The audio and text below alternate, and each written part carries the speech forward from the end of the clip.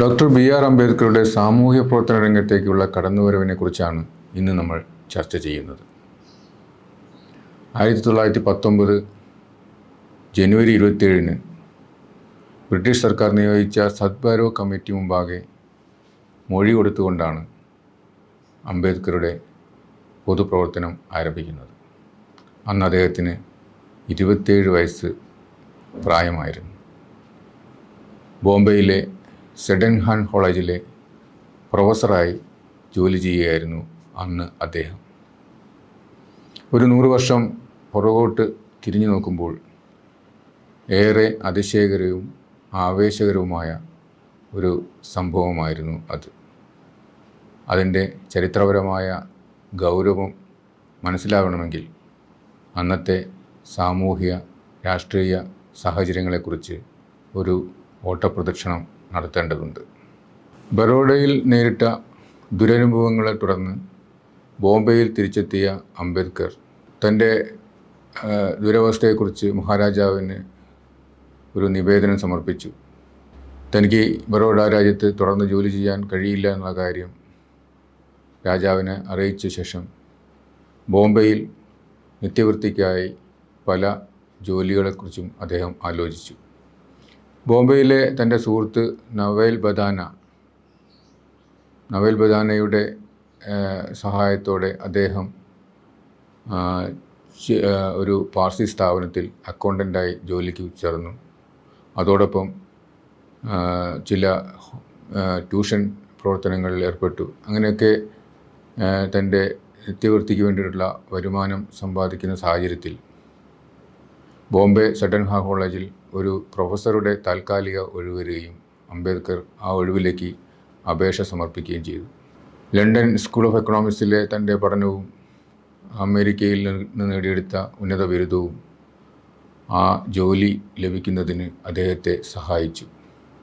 അങ്ങനെ 1918 നവംബർ മുതൽ അംബേദ്കർ സെഡൻഹാൻ കോളേജിൽ പ്രൊഫസറായി ജോലി ചെയ്യുകയായിരുന്നു. ഈ സമയത്താണ് രാജ്യത്ത് രാഷ്ട്രീയ പരിഷ്കരണങ്ങളുടെ ഒരു വലിയ മുന്നേറ്റത്തിന് ബ്രിട്ടീഷ് സർക്കാർ തുടക്കം കുറിച്ചത്. 1917 മൊണ്ടേഗു ചെംസ്ഫോർഡ് പരിഷ്കരണങ്ങളുടെ ഭാഗമായി ബ്രിട്ടീഷ് ഭരണത്തിൽ ഇന്ത്യക്കാർക്ക് കൂടുതൽ പ്രാതിനിധ്യം കൊടുക്കുന്നതിനുള്ള പരിഷ്കരണ പരിപാടികൾക്ക് ബ്രിട്ടീഷ് സർക്കാർ നേതൃത്വം കൊടുത്തു. മൊണ്ടേഗു ചെംസ്ഫോർഡ് റിപ്പോർട്ടിൻ്റെ അടിസ്ഥാനത്തിൽ 3 പ്രത്യേക കമ്മിറ്റികൾക്ക് ബ്രിട്ടീഷ് സർക്കാർ രൂപം കൊടുക്കുകയുണ്ടായി. അതിൻ്റെ ഭാഗമായി നിയോജകമണ്ഡലങ്ങളും വോട്ടവകാശവും മറ്റും നിശ്ചയിക്കുന്നതിന് വേണ്ടി നിയോഗിച്ച സൗത്ത് ബരോ കമ്മിറ്റിയുടെ മുമ്പിലാണ് അംബേദ്കർ 1920 ജനുവരി 27 മൊഴി കൊടുക്കുന്നത്. മൊണ്ടേഗു ചെംസ്ഫോർഡ് പരിഷ്കരണങ്ങൾ രാജ്യത്ത് വളരെ പുതിയ ഒരു സാഹചര്യം സൃഷ്ടിക്കുകയായിരുന്നു. ജനങ്ങൾക്ക് കുറച്ചൊക്കെ അധികാരം കൈമാറാൻ ബ്രിട്ടീഷ് സർക്കാർ തീരുമാനിക്കുകയും അത് ജനങ്ങൾക്കിടയിൽ ഒരു വലിയ ആവേശം സൃഷ്ടിക്കുകയും ചെയ്തു എന്നുള്ളത് സത്യമാണ്. അന്ന് ഒരു പുതിയ ഉണർവ് എല്ലാ ജനവിഭാഗങ്ങൾക്കിടയിലും ഉയർന്നു വരുന്ന ഒരു സാഹചര്യമായിരുന്നു നിലവിലുണ്ടായിരുന്നത്. പ്രത്യേകിച്ചും കഴിഞ്ഞ നൂറ്റാണ്ടിൻ്റെ ആദ്യത്തെ 2 ദശകങ്ങൾ എന്നത് ഇന്ത്യയിലെ രാഷ്ട്രീയ രംഗത്തും സാമൂഹ്യ രംഗത്തും വലിയ മുന്നേറ്റങ്ങൾ നടന്ന കാലഘട്ടമാണ്. ദേശീയ സ്വാതന്ത്ര്യത്തിന് വേണ്ടിയുള്ള സമരപരിപാടികൾ, പ്രക്ഷോഭങ്ങൾ, ചിന്തകൾ, വിശേഷിച്ച് ബംഗാൾ വിഭജനത്തെ തുടർന്നുണ്ടായ തീവ്രവാദ പ്രവർത്തനങ്ങൾ ഒരു പുതിയ ദേശീയ ബോധവും ദേശീയ സമരാവേശവും രാജ്യത്ത് സൃഷ്ടിക്കുകയുണ്ടായി. അതോടൊപ്പം തന്നെ സമൂഹത്തിൽ അടിച്ചമർത്തപ്പെട്ട, അവഗണിക്കപ്പെട്ട, പൗരാവകാശങ്ങൾ നിഷേധിക്കപ്പെട്ട ജനവിഭാഗങ്ങളുടെ ഇടയിൽ ഒരു പുത്തൻ പൗരാവകാശ ബോധവും സാമൂഹ്യ പരിഷ്കരണത്തിനാവശ്യമായുള്ള ആവേശവും ഉയർന്നു വരികയും അവരുടെ ഇടയിൽ തന്നെ വലിയ നവോത്ഥാന പ്രവർത്തനങ്ങൾ ആരംഭിക്കുകയും ചെയ്തു. കേരളത്തിൽ മഹാത്മാ അയ്യങ്കാളി, കാവാരിക്കരൻ, കണ്ടക്കുംബാനൻ, പൊയ്കയിൽ അപ്പച്ചൻ തുടങ്ങിയവർ നേതൃത്വം കൊടുത്ത കീഴാള സാമൂഹ്യ മുന്നേറ്റങ്ങളുടെ ചരിത്രം നമുക്കറിയാവുന്നതാണ്. സമാനമായ രീതിയിൽ തമിഴ്നാട്ടിൽ അയോധ്യദാസ്, MC രാജ, എട്ടമല ശ്രീനിവാസൻ തുടങ്ങിയവരും, ബംഗാളിൽ നാമശൂദ്ര പ്രസ്ഥാനവും, അങ്ങനെ രാജ്യത്തിൻ്റെ വിവിധ പ്രദേശങ്ങളിൽ സാമൂഹ്യ മുന്നേറ്റത്തിൻ്റെ ഒരു വേലിയേറ്റം ഈ കാലഘട്ടങ്ങളിൽ ഉണ്ടാകുന്നുണ്ട്. മഹാരാഷ്ട്രയും ഇതിൽ നിന്നും വിഭിന്നമായിരുന്നില്ല. മഹാരാഷ്ട്രയിൽ വലിയ സാമൂഹ്യ പരിഷ്കരണ പ്രസ്ഥാനങ്ങൾ 1950-കൾക്ക് ശേഷം അല്ലെങ്കിൽ 19-ാം നൂറ്റാണ്ടിൽ തന്നെ ആരംഭിക്കുകയുണ്ടായി. പ്രാർത്ഥനാ സമാജത്തിലൂടെയാണ് അതിന് പ്രായോഗിക രൂപം ഉണ്ടായി വന്നത്. ഗോപാലകൃഷ്ണ ഗോഖലെ, ജസ്റ്റിസ് റാണഡെ, NG ചന്ദ്രവർക്കർ തുടങ്ങിയ മഹാന്മാരായ സാമൂഹ്യ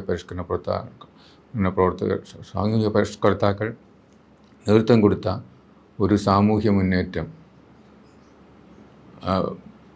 മഹാരാഷ്ട്രയിൽ വലിയ മാറ്റങ്ങൾ സൃഷ്ടിക്കുകയുണ്ടായി. അതോടൊപ്പം തന്നെ താഴെത്തട്ടിൽ നിന്നുള്ള വലിയ ഒരു സാമൂഹ്യ മുന്നേറ്റങ്ങൾക്കും മഹാരാഷ്ട്ര സാക്ഷ്യം വഹിക്കുകയുണ്ടായിട്ടുണ്ട്. അതിൽ ഏറ്റവും പ്രധാനപ്പെട്ട ഒരു സാമൂഹ്യ മുന്നേറ്റം ജ്യോതിറാവു ഫുലെയുടെ നേതൃത്വത്തിൽ ആരംഭിച്ച സാമൂഹിക പരിഷ്കരണ പ്രസ്ഥാനമാണ്. ജ്യോതിറാവു ഫുലെ അന്ന് നിലവിലുണ്ടായിരുന്ന ബ്രാഹ്മണാധിപത്യ വ്യവസ്ഥയെ വളരെ തീക്ഷ്ണമായി തന്നെ ചോദ്യം ചെയ്യുകയുണ്ടായി. പിന്നോക്ക ജാതിയിൽ ജനിച്ചു വളർന്ന ജ്യോതിറാവു ഫുലെ ഇന്ത്യയിൽ അന്നേ വരെ നിലനിന്നിരുന്ന എല്ലാ സാമൂഹിക അടിമത്തങ്ങൾക്കും എതിരെ ശക്തമായ ഒരു വിപ്ലവ പ്രസ്ഥാനത്തിനാണ് തുടക്കം കുറിച്ചത്. അമേരിക്കയിലെ അടിമത്ത വിമോചനത്തെപ്പോലെ ഇന്ത്യയിലും ഒരു അടിമ വിമോചനം ആവശ്യമാണെന്ന പക്ഷക്കാരനായിരുന്നു ജ്യോതിറാവു ഫുലെ. 1848-ൽ അയിത്തജാതിക്കാർക്ക് വേണ്ടി ഒരു പ്രത്യേക സ്കൂൾ ആരംഭിച്ചുകൊണ്ട് അടിത്തട്ടിൽ ജീവിക്കുന്ന മനുഷ്യരുടെ മോചനത്തിന് വലിയൊരു ഉണർവ് പാകിയ ഒരു സാമൂഹ്യ പരിഷ്കർത്താവ് കൂടിയായിരുന്നു അദ്ദേഹം ആരംഭിച്ച സത്യശോധക് സമാജ് എന്ന സാമൂഹ്യ സംഘടന സത്യത്തിൽ മഹാരാഷ്ട്രയിലെ ഏറ്റവും വലിയ വിപ്ലവ പ്രസ്ഥാനമായി വളരുകയായിരുന്നു. തൻ്റെ 3 ഗുരുക്കന്മാരിൽ ഒരാളാണ് ജ്യോതിറാവു ഫുലെ എന്ന് അംബേദ്കർ പിന്നീട് പറയുകയുണ്ടായിട്ടുണ്ട്. ഈ സാമൂഹ്യ പരിഷ്കരണ പ്രസ്ഥാനങ്ങൾ ഉഴുതുമറിച്ച ഒരു ഭൂമിയിലാണ് അംബേദ്കറുടെ ജനനമുണ്ടാകുന്നതും അംബേദ്കർ പ്രസ്ഥാനം ആരംഭിക്കുകയും ചെയ്യുന്നത്. മഹാരാഷ്ട്രയിലെ അയിത്തജാതിക്കാരുടെ മുന്നേറ്റം ആരംഭിക്കുന്നത് മഹർ ബറ്റാലിയൻ പിരിച്ചുവിട്ടതിനെതിരെ ബ്രിട്ടീഷ് സർക്കാരിന് നിവേദനം നൽകിക്കൊണ്ടാണ്. രത്നഗിരിക്കാരനായ ഗോപാൽ ബാബ വാലങ്കാർ എന്ന പ്രമുഖ മഹർ നേതാവാണ് അതിന് തുടക്കം കുറിച്ചത്. അദ്ദേഹത്തിന് ശേഷം സീതാറാം കാംബ്ലെ, GA ഗവായ് തുടങ്ങിയ നിരവധി നേതാക്കൾ ഈ പ്രസ്ഥാനത്തെ മുന്നോട്ട് കൊണ്ടുപോയി. ഇവരെല്ലാം ഒരുക്കിയ ഒരു വിമോചനത്തിൻ്റെ ഭൂമികയിലാണ് അമേരിക്കയിൽ നിന്നും ഉന്നത വിദ്യാഭ്യാസം നേടി ഇന്ത്യയിൽ തിരിച്ചു വന്ന അംബേദ്കർ രംഗപ്രവേശനം ചെയ്യുന്നത്. 20-ാം നൂറ്റാണ്ടിൻ്റെ ആദ്യ ദശകങ്ങളിൽ രാജ്യത്തിൻ്റെ വിവിധ ഭാഗങ്ങളിൽ അടിച്ചമർത്തപ്പെട്ട ജനവിഭാഗങ്ങൾക്കിടയിൽ ഉയർന്നു വന്ന അല്ലെങ്കിൽ പുതുതായി രൂപം കൊണ്ട സാമൂഹ്യ മുന്നേറ്റ പ്രസ്ഥാനങ്ങൾ 1920-കളുടെ അവസാനത്തോടെ, പ്രത്യേകിച്ചും മുണ്ടേഗു ചെംസ്ഫോർഡ് പരിഷ്കരണ നടപടികളോടെ കൂടുതൽ ശക്തമായി മുന്നോട്ട് വരുന്ന ഒരു കാഴ്ച നമുക്ക് കാണാൻ കഴിയും. തങ്ങളുടെ റിപ്പോർട്ട് ബ്രിട്ടീഷ് സർക്കാരിന് സമർപ്പിക്കുന്നതിൻ്റെ ഭാഗമായി ഇന്ത്യ സെക്രട്ടറി ആയിരുന്ന മുണ്ടേഗുവും ഇന്ത്യൻ ഗവർണർ ജനറലായിരുന്ന ചെംസ്ഫോർഡും ഇന്ത്യയിലെ വിവിധ ഭാഗങ്ങൾ സന്ദർശിക്കുകയും ജനങ്ങളുമായി സംവദിച്ച് ജനങ്ങളുടെ അഭിപ്രായങ്ങൾ സ്വീകരിക്കുകയും ചെയ്യുകയുണ്ടായി. ഈ യാത്രകളിൽ എല്ലാ വിഭാഗ ജനങ്ങളുടെയും നിവേദനങ്ങൾ ഈ കമ്മിറ്റിക്ക് സമർപ്പിക്കപ്പെടുകയുണ്ടായിരുന്നു. കീഴാള വിഭാഗങ്ങളെ പ്രതിനിധീകരിച്ച് 21ഓളം നിവേദനങ്ങളാണ് മൊണ്ടേഗു ചേംസ്ഫോർഡ് കമ്മിറ്റി മുമ്പാകെ ലഭിച്ചത്. ഇതിൽ 11 നിവേദനങ്ങൾ അയിത്തജാതിക്കാർ സമർപ്പിച്ചതായിരുന്നു. ഇതിൽ നിന്ന് തന്നെ അയിത്തജാതിക്കാർക്കിടയിൽ ആ കാലഘട്ടത്തിൽ ഉണ്ടായ സാമൂഹ്യമായ ഉണർവിനെക്കുറിച്ച് നമുക്ക് വളരെ വ്യക്തമായ ഒരു ചിത്രം ലഭിക്കുന്നു. ഇതിലൊരു പ്രത്യേക കാര്യം, ഈ അഴിച്ചപ്പെടുത്തപ്പെട്ട അല്ലെങ്കിൽ അയിത്തജാതിക്കാരായ ജനങ്ങൾ സർക്കാരിന് സമർപ്പിച്ച നിവേദനങ്ങളൊന്നും അവർ തയ്യാറാക്കിയതായിരുന്നില്ല എന്നുള്ളതായിരുന്നു വാസ്തവം. അവർക്ക് വേണ്ടി സമൂഹത്തിലെ പരിഷ്കരണവാദികളായ ആളുകൾ തയ്യാറാക്കി സമർപ്പിച്ച നിവേദനങ്ങളായിരുന്നു സർക്കാരിന് മുമ്പാകെ അവതരിപ്പിക്കപ്പെട്ടിരുന്നത്. മഹാരാഷ്ട്രയിൽ ഇതിന് വലിയ നേതൃത്വം കൊടുത്തത് VR ഷിൻഡെ എന്ന് പറയുന്ന സാമൂഹ്യ പരിഷ്കർത്താവായിരുന്നു. ഷിൻഡെ ആരംഭിച്ച ടിപ്പർ ക്ലാസ് മിഷൻ എന്ന പ്രസ്ഥാനം മഹാരാഷ്ട്രയിൽ മാത്രമല്ല രാജ്യത്തിൻ്റെ പല ഭാഗങ്ങളിലും വളരെ നല്ല രീതിയിൽ പ്രവർത്തിക്കുകയും അയിത്തജാതിക്കാർക്കിടയിൽ വിദ്യാഭ്യാസത്തിൻ്റെയും മറ്റ് സാമൂഹ്യ മുന്നേറ്റത്തിൻ്റെയും ഒരു ഉത്തേജനം നൽകാൻ വളരെയധികം ശക്തമായ നീക്കങ്ങൾ നടത്തിയ ഒരു സംഘടനയായിരുന്നു ഈ VR ഷിൻഡെയുടെ ടിപ്പർ ക്ലാസ് മിഷൻ. ഈ ടിപ്പർ ക്ലാസ് മിഷൻ്റെ ആഭിമുഖ്യത്തിൽ 1917ലും 18ലും ബോംബെയിൽ അയിത്തജാതിക്കാരുടെ വലിയ 2 സമ്മേളനങ്ങൾ വിളിച്ചു കൂട്ടുകയുണ്ടായി. മൊണ്ടേഗു ചേംസ്ഫോർഡ് പരിഷ്കരണത്തിൻ്റെ ഭാഗമായി അയിത്തജാതിക്കാരുടെ പ്രാതിനിധ്യം ഉറപ്പാക്കുന്നതിനുള്ള നീക്കത്തിൻ്റെ ഭാഗമായിട്ടാണ് ഈ സമ്മേളനങ്ങൾ വിളിച്ചു കൂട്ടിയിരുന്നത്. 1917ൽ ബോംബെയിൽ വിളിച്ചു കൂട്ടിയ സമ്മേളനം വലിയ വിജയമായിരുന്നു. ഈ സമ്മേളനത്തിൽ ബറോഡ രാജാവ് പങ്കെടുക്കുന്നുണ്ട്. അതുപോലെ അന്നത്തെ വലിയ രാഷ്ട്രീയ നേതാക്കളും ഈ സമ്മേളനത്തിൽ, തിലകൻ ഉൾപ്പെടെയുള്ള നേതാക്കൾ ഈ സമ്മേളനത്തിൽ പങ്കെടുക്കുകയുണ്ടായി. ഈ സമ്മേളനത്തിൻ്റെ ഒരു പ്രധാനപ്പെട്ട ആവശ്യം എന്നത് അയിത്തജാതിക്കാരുടെ വിഷയം കോൺഗ്രസ് ഏറ്റെടുക്കണമെന്നതായിരുന്നു. അത് ഈ സമ്മേളനത്തിൻ്റെ തീരുമാനത്തിൻ്റെ ഭാഗമായി ഈ ആവശ്യം 1917 ഡിസംബറിൽ കൽക്കട്ടയിൽ നടന്ന ഇന്ത്യൻ നാഷണൽ കോൺഗ്രസ് സമ്മേളനത്തിൽ ടിപ്പർ ക്ലാസ് മിഷൻ ഈ സമ്മേളനത്തിൻ്റെ പ്രമേയത്തിൻ്റെ ഭാഗമായി കോൺഗ്രസ് സമ്മേളനത്തിൽ NG ചന്ദ്രവക്കർ അയിത്തജാതിക്കാരുടെ വിഷയം കോൺഗ്രസ് സമ്മേളനത്തിൽ ഉന്നയിക്കുകയും ഒരു പ്രമേയമായി അവതരിപ്പിക്കപ്പെടുകയും ചെയ്തു. ഇന്ത്യയുടെ ചരിത്രത്തിൽ ആദ്യമായി അയിത്തജാതിക്കാരുടെ വിഷയം കോൺഗ്രസിൻ്റെ സമ്മേളനത്തിൽ ചർച്ച ചെയ്യപ്പെടുന്നത് 1917ലാണ്. ഇത്തരം ഒരു വലിയ മുന്നേറ്റം നടക്കുകയും അത് ഒരു ഫലപ്രാപ്തിയിലേക്ക് നീങ്ങുകയും ചെയ്യുന്നത് മൊണ്ടേഗു ചേംസ്ഫോർഡ് റിപ്പോർട്ട് സർക്കാർ അംഗീകരിക്കുകയും അതിൻ്റെ ഭാഗമായ തുടർ പ്രവർത്തനങ്ങൾക്ക് സർക്കാർ തുടക്കം കുറിക്കുകയും ചെയ്തതോടെയാണ്. ഈ തുടക്കം കുറിക്കലിൻ്റെ ഭാഗമായിട്ടാണ് നിയോജക മണ്ഡലങ്ങൾ നിശ്ചയിക്കുന്നതിലേക്ക് നിയോഗിക്കപ്പെട്ട സൗത്ത് ബരോ കമ്മിറ്റി രാജ്യത്തിൻ്റെ വിവിധ ഭാഗങ്ങൾ സന്ദർശിക്കുകയും ബോംബെയിലെത്തുകയും ചെയ്യുന്നത്. ഈ ബോംബെയിൽ സൗത്ത് ബരോ കമ്മിറ്റി തെളിവെടുക്കുന്ന സമയത്ത് അംബേദ്കർ സഡൻഹാ കോളേജ് പ്രൊഫസറായി ജോലി ചെയ്യുകയാണ്. ഈ സമയത്ത് അംബേദ്കർ ഏതെങ്കിലും ഒരു സംഘടനയുടെ ഭാഗമായിരുന്നില്ല. അദ്ദേഹം പ്യുവർലി ഒരു അക്കാഡമിഷ്യൻ മാത്രമായിരുന്നു. ഈ സമയം സൗത്ത് ബരോ കമ്മിറ്റി ബോംബെയിലെത്തുന്ന സമയത്ത് തനിക്ക് കമ്മിറ്റി മുമ്പാകെ മൊഴി നൽകാൻ അവസരം നൽകണമെന്ന് അംബേദ്കർ ബോംബെ ഗവർണർക്ക് ഒരു നിവേദനം സമർപ്പിക്കുന്നു. ഈ നിവേദനത്തിൻ്റെ അടിസ്ഥാനത്തിലാണ് വിദ്യാസമ്പന്നനായ അംബേദ്കർക്ക് സൗത്ത് ബരോ കമ്മിറ്റി മുമ്പാകെ മൊഴി നൽകാൻ സർക്കാർ അനുവാദം നൽകുന്നത്. അങ്ങനെ 1919 ജനുവരി 27-ന് സൗത്ത് ബരോ കമ്മിറ്റി അംബേദ്കറെ മൊഴി നൽകാൻ ക്ഷണിക്കുകയും അംബേദ്കർ സൗത്ത് ബരോ കമ്മിറ്റി മുമ്പാകെ വിശദമായ ഒരു മൊഴി നൽകുകയും ഒരു റെപ്രസെൻറ്റേഷൻ കമ്മിറ്റി മുമ്പാകെ സമർപ്പിക്കുകയും ചെയ്യുന്നു. ഈ അംബേദ്കർ സൗത്ത് ബരോ കമ്മിറ്റിക്ക് മുമ്പാകെ സമർപ്പിച്ച നിവേദനത്തിലെ പ്രധാനപ്പെട്ട ഒരു സവിശേഷത, പ്രധാനപ്പെട്ട ഒരു പോയിൻ്റ് എന്നത്, നാളിതുവരെ അയിത്തജാതിക്കാർ മറ്റ് പരിഷ്കരണവാദികളായ അല്ലെങ്കിൽ സാമൂഹ്യ പരിഷ്കരണത്തിൽ നേതൃത്വം കൊടുത്ത ആളുകളുടെ ദയാവായ്പിൽ നിലനിന്ന് മുന്നോട്ട് വന്നുകൊണ്ടിരിക്കുന്ന ഒരു ജനവിഭാഗമായിരുന്നെന്നും ഈ മുന്നേറ്റത്തിൻ്റെ ആശ്രയിച്ചുകൊണ്ട് അയിത്തജാതിക്കാരുടെ രാഷ്ട്രീയ ഭാവി സർക്കാർ നിശ്ചയിക്കരുതെന്നും അവരെ സ്വതന്ത്രമായ മുന്നേറ്റത്തിന് മുന്നോട്ട് വരാൻ, സ്വതന്ത്രമായി വളരാനുള്ള ഒരു സാഹചര്യം സർക്കാർ ഒരുക്കി നൽകണമെന്നുമായിരുന്നു അംബേദ്കർ സർക്കാർ സൗത്ത് ബറോ കമ്മിറ്റിക്ക് സമർപ്പിച്ച നിവേദനത്തിലെ പ്രധാനപ്പെട്ട ആശയം. ഇത് വളരെ ചരിത്രത്തിൽ വളരെ ഒരു പ്രധാനപ്പെട്ട ഒരു നമ്മൾ മനസ്സിലാക്കേണ്ട വളരെ പ്രധാനപ്പെട്ട ഒരു വിഷയമാണ്.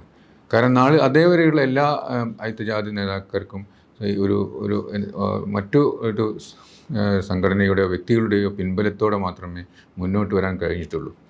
ഇവിടെ അംബേദ്കർ സ്വന്തം വ്യക്തിത്വത്തിലെ നിന്നുകൊണ്ട് സ്വന്തം നിലയിൽ സ്വന്തമായ നിലപാട് തറയിൽ നിന്നുകൊണ്ടാണ് അദ്ദേഹത്തിൻ്റെ അഭിപ്രായ പ്രകടനങ്ങൾ രൂപീകരിക്കുന്നതും അത് അവതരിപ്പിക്കുകയും ചെയ്യുന്നത്. ബോംബെ നിയമസഭയിൽ ഐക്യജാതിക്കാർക്ക് പ്രത്യേകം അംഗത്വം നൽകണമെന്നും നിയോജകമണ്ഡലം ഉണ്ടാവണമെന്നും പ്രത്യേകം 10 ആകെയുള്ള സീറ്റിൻ്റെ 10% ഐക്യജാതിക്കാർക്ക് മാറ്റിവെക്കണമെന്നും സൗത്ത് ബറോ കമ്മിറ്റി മുമ്പാകെ അംബേദ്കർ ആവശ്യപ്പെടുകയുണ്ടായി. ഐക്യജാതിക്കാർക്കിടയിൽ വിദേശ പഠനം നടത്തി തിരിച്ചു വന്ന ഒരു വലിയ വ്യക്തിത്വം എന്ന നിലയിലും സെഡൻഹാർഡ് കോളേജ് പ്രൊഫസർ എന്ന നിലയിലും സൗത്ത് ബറോ കമ്മിറ്റി മുമ്പാകെ മൊഴി നൽകിയ പ്രമുഖ വ്യക്തി എന്ന നിലയിലും അംബേദ്കറുടെ പ്രശസ്തി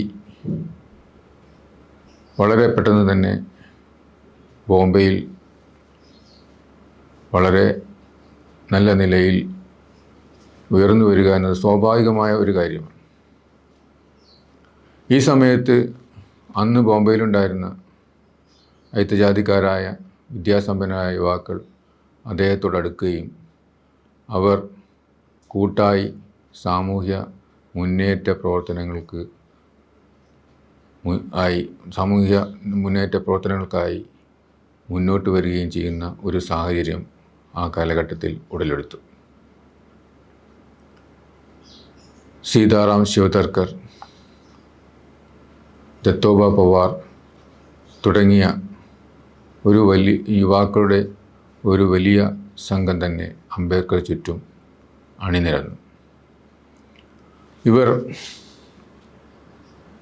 സമൂഹത്തിലെ അടിത്തട്ടിലുള്ള ജനവിഭാഗങ്ങൾ അനുഭവിക്കുന്ന പ്രയാസങ്ങളും അവരുടെ വിമോചനത്തെക്കുറിച്ചും ദീർഘമായ ചർച്ചകൾ നടത്തുകയും അതിനുവേണ്ട പോംവഴികളെക്കുറിച്ച് നിരന്തരം ചർച്ചകൾ ചെയ്യുകയും അവരുടെ സന്ദേശം പ്രചരിപ്പിക്കുന്നതിനുള്ള വഴികൾ ആലോചിക്കുകയും ചെയ്തു. ആദ്യമായി ഇവർ ചെയ്തത് ഒരു സംഘടനയ്ക്ക് രൂപം കൊടുക്കുക എന്നതായിരുന്നു. ഇവരെല്ലാം ചേർന്ന് ബഹിഷ്കൃത് ഹിതകാരിണി സഭ എന്ന പേരിൽ ഒരു സംഘടനയ്ക്ക് രൂപം കൊടുക്കുകയും ആ സംഘടനയുടെ ആഭിമുഖ്യത്തിൽ ചെറിയ യോഗങ്ങൾ സംഘടിപ്പിക്കുകയും ചെയ്തു. ഈ സംഘടനയുടെ ഭാഗമായി ഒരു പത്രം ആരംഭിക്കുക എന്നതിനാണ് ആദ്യമായി ഇവർ പരിശ്രമിച്ചത്. അന്നൊക്കെ ഒരു പത്രം ആരംഭിക്കണമെങ്കിൽ വലിയ സാമ്പത്തിക മുതൽ മുടക്ക് ആവശ്യമായിരുന്നു. ഇവരുടെ കയ്യിൽ അതിനുള്ള യാതൊരുവിധ വിഭവശേഷിയും ഇല്ലാത്ത ഒരു വിഭാഗക്കാരായിരുന്നു ഇവരെന്ന് നമുക്കറിയാം. അന്ന് ഇത്തരം എല്ലാ കീഴ്ജാതിക്കാരായ ആൾക്കാരുടെ സാമൂഹിക പ്രവർത്തനങ്ങൾക്ക് എല്ലാം വളരെയധികം പിന്തുണ നൽകുകയും അവർക്ക് വേണ്ട സഹായങ്ങൾ നൽകുകയും ചെയ്തിരുന്ന ഒരു മഹൽ വ്യക്തിയായിരുന്നു കൊൽഹാപൂർ രാജാവായിരുന്ന ഷാഹു മഹാരാജാവ്. ഈ ഷാഹു മഹാരാജാവിനുമായി ഇതിലെ ദത്തോബ പവാറിന് പരിചയമുണ്ടായിരുന്നു. അംബേദ്കറും ഈ സുഹൃത്തുക്കളും ഷാഹു മഹാരാജാവിനെ സന്ദർശിക്കുകയും അവരുടെ ആഗ്രഹം രാജാവിന് മുമ്പാകെ അവതരിപ്പിക്കുകയും ചെയ്തു. അങ്ങനെ രാജാവ് അവർക്ക് 2500 രൂപ പത്രം തുടങ്ങുന്നതിന് വേണ്ടി ധനസഹായം നൽകി. ഷാഹു മഹാരാജാവ് നൽകിയ 2500 രൂപയുടെ ധനസഹായം അംബേദ്കർക്കും സുഹൃത്തുക്കൾക്കും വലിയൊരു ആശ്വാസമായിരുന്നു. ഈ തുക ഉപയോഗിച്ച് അവർ പത്രം ആരംഭിച്ചു. പത്രത്തിൻ്റെ പേര് മൂകനായക് എന്നായിരുന്നു. ശബ്ദമില്ലാത്തവരുടെ നേതാവ് എന്നർത്ഥം. 1920 ജനുവരി 30 പത്രത്തിൻ്റെ ആദ്യ ലക്കം പുറത്തിറങ്ങി. പത്രം ആരംഭിച്ച ശേഷം തങ്ങളുടെ സംഘടന ശക്തിപ്പെടുത്തുന്നതിനുള്ള പ്രവർത്തനങ്ങൾക്ക് അവർ മുന്നിട്ടിറങ്ങി. ഈ സംഘടനയുടെ ആഭിമുഖ്യത്തിൽ 1920 മാർച്ച് 21, 22 തീയതികളിൽ കോൽഹാപൂരിൽ വെച്ച് അയിത്തജാതിക്കാരുടെ ഒരു സമ്മേളനം അവർ വിളിച്ചുകൂട്ടി. കൊൽഹാപൂർ മഹാരാജാവായിരുന്നു സമ്മേളനത്തിൽ അധ്യക്ഷത വഹിച്ചത്. ഈ സമ്മേളനത്തിൽ പ്രസംഗിക്കവേ മഹാരാജാവ് പറഞ്ഞു, അയിത്തജാതിക്കാർക്ക് ഇതാ അംബേദ്കറിലൂടെ ഒരു നേതാവിനെ ലഭിച്ചിരിക്കുന്നു. ഈ നേതാവ് അവർക്ക് വഴികാട്ടും.